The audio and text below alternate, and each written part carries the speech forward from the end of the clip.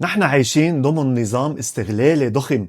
نظام موزع الاستغلال على الكل تا ما حدا يحس حاله مسؤول، وما في فعل واحد ببين حاسم. المزارع بربي وبيقتل وبيقلك بدي عيش عائلتي. المصانع بتشوف الحيوانات فرصة للاستغلال والتجارة، بتحضر وبتغلف. شركات التسويق بتفبرك قصة حلوة تا تبيع. الدولة بتختم وبتعطي شهادات، والدين طبعا بشرع وببارك. مستهلك بقلك هيدا اللي عم يعطوني اياه. الاستغلال موزع بس التواطؤ موحد. كل واحد منا بغذي هالمنظومة.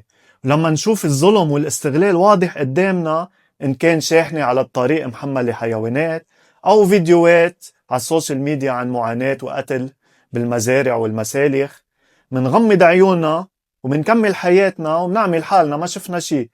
طبعا لأنه هالترتيبات بتخدم مصالحنا.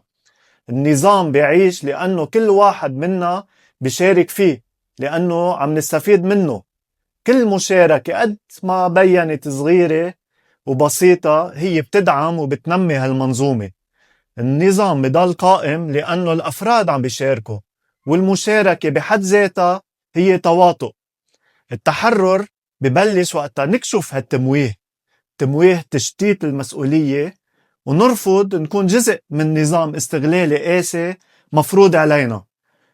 هيدا كان جزء صغير من كتاب الإلكتروني برين تيون، كتاب بيجمع أفكار عن الوعي والتحرر من الأوهام والأنظمة المفروضة علينا، وكيف ندوزن عقلنا ونعيد صياغة علاقتنا مع الطبيعة والحيوانات اللي عم بيشاركونا العالم. إذا حابب تعرف أكتر فيك تطلع عليه وتكتشف باقي التفاصيل.